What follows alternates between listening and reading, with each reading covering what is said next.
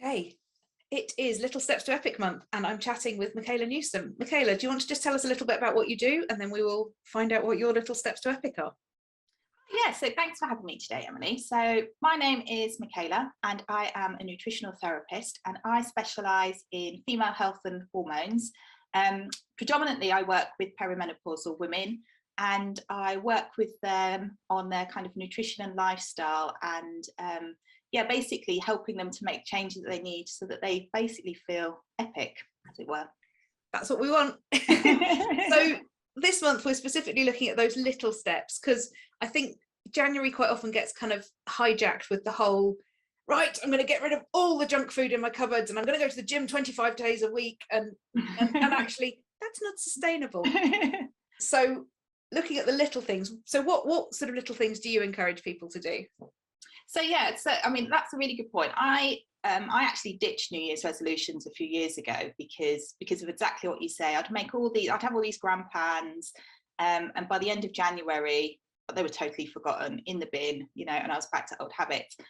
So for the last couple of years, I've just kind of set goals for myself that I have to achieve by the end of the year, which kind of takes the pressure off because you've got a whole year to do it. I mean, last year, one of mine was I really wanted to learn French again, which I did many years ago. And I didn't actually start it until August, but I started doing Duolingo and doing like 5 minutes a day. And it's kind of built up from them. So when I'm working with clients as well, I generally try and avoid this whole, right, here's everything you need to do, go off and do it, and I'll see you in 6 weeks' time and see how we're getting off. I generally try and kind of prefer to do one thing at a time. So I do a newsletter, and every week in that newsletter, I have a feature that's called Just One Thing, and it's just one thing that they need to do for that week. Cool. So it is really the little things. So one of them was have an extra glass of water a day, really simple, but most of us don't drink enough water. Yeah.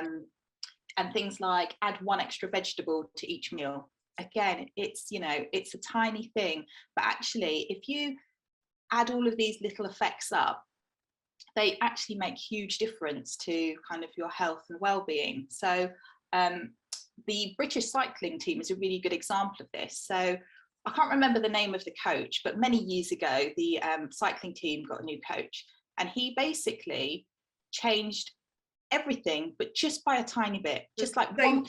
Dave Brailsford. Oh, was it? Yeah. And it was his marginal gains, wasn't it? And yes, it's amazing. Marginal gains. What he achieved.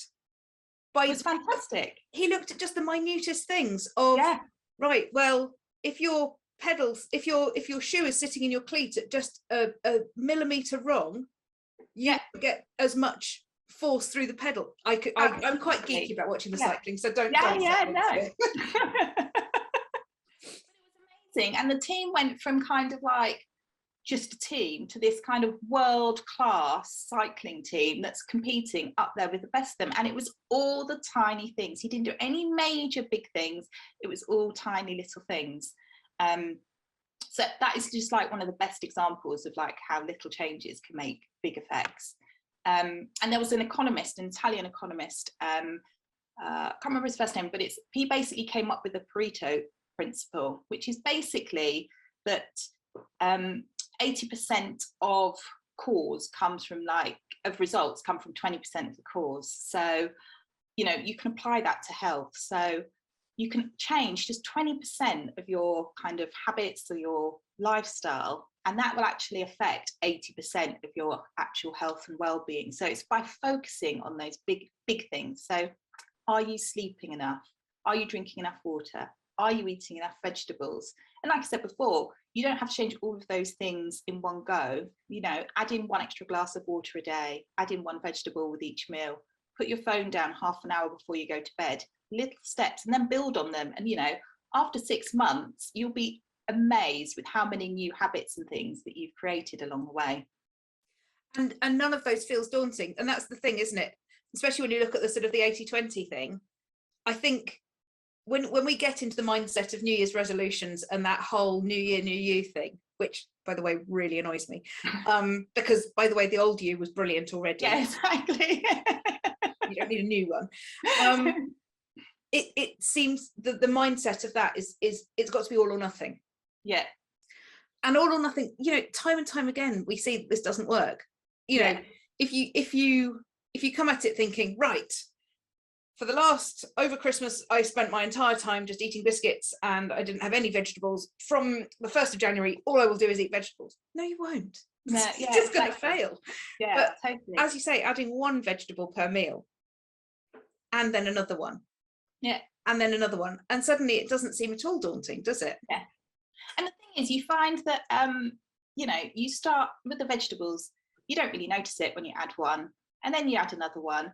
And then before you know it, your taste buds have changed and you actually start craving things like that.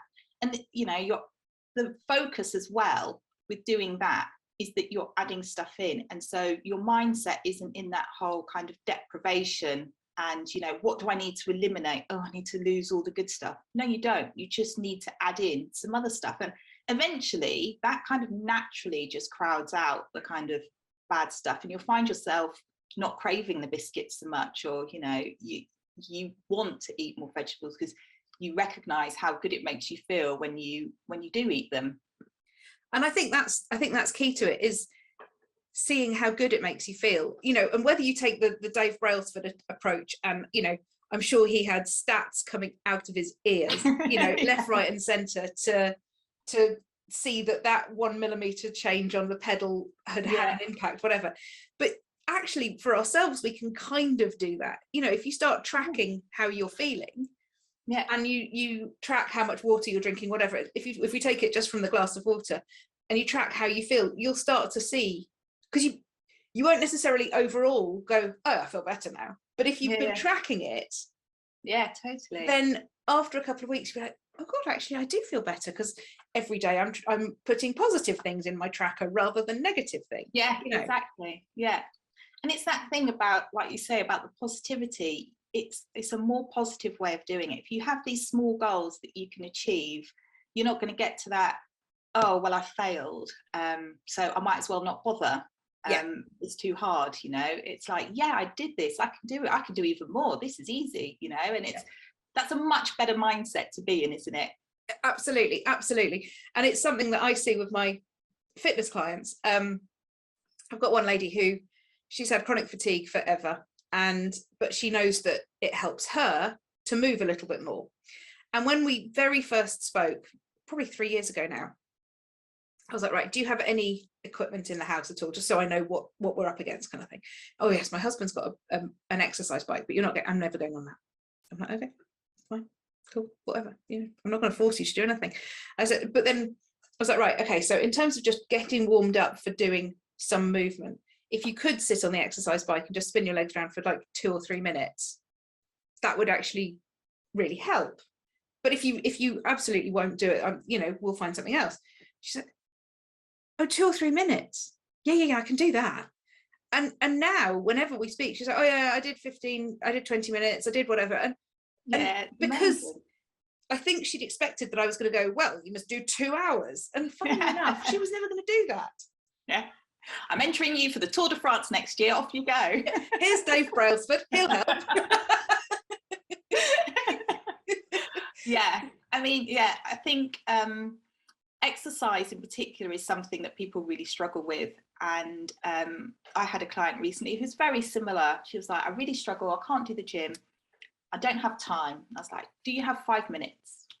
Okay, yeah, I've got 5 minutes. Okay, just walk around the block for 5 minutes. Yeah. And it's that, once you get out the house, it's not just the walking around the block, is it? It's the fresh air. It's the, you know, if you go for a quick walk into the park, you've got, you know, there's loads of evidence that walking in open spaces and with trees is really good for you.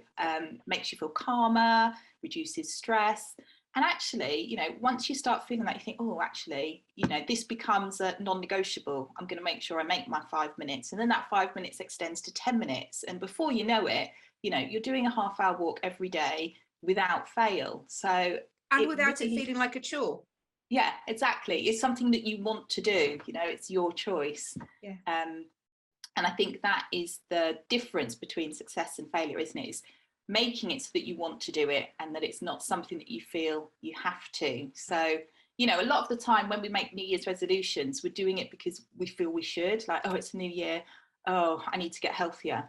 Yeah, well, for a start, what does healthier even mean? You know, it needs, you know, it's so vague. And if you're going to set yourself a vague goal like that, it's never going to work. But if you're like, I need to improve my diet, I want to be eating 5 portions of veg a day, I'm going to start by adding 1 new veg every day. That's achievable. It will still end up with the same goal, but actually you're not going to feel like you failed when you then start, you know, diving into the biscuits or whatever with your healthy goal. Absolutely. And I think you've touched on something really important there, which is why we're setting goals. Are we setting, you know, the whole should thing, that's someone else's perception of what our goal ought to be. But actually, if we sit and think about what we want, so is it that I want to feel more energized, therefore do I want to move more? Is it that I want to feel less sluggish or less bloated? Okay, well, I'll look at water. You know, what's the thing that really matters? Yeah, exactly. Because then the goal is personal. And I know that sounds like a really obvious thing to say, but with all the sort of New Year posts that I see, so often they're just these intangible sort of generic, oh, I probably ought to get fitter. Yeah. I probably ought to get healthier. Yeah. Okay, what do we mean by that? You know. Exactly. You know, if it's too vague, you've got nothing to work towards. So that's really important, is about, you know, setting smart goals, basically, you know, and, you know, when do you want to achieve it by? Give yourself a deadline. Not that you have to hit it, but, you know, give yourself something to work towards to keep you motivated and going. Yeah. Awesome. I love the fact that you have made little steps to epic about Dave Brailsford. That has made me incredibly happy. He's the epitome, isn't he? He is. Steps to epic. Brilliant. Yeah. Awesome. We can all be Dave. Thank you so much, Michaela. You're welcome. Lovely to speak to you.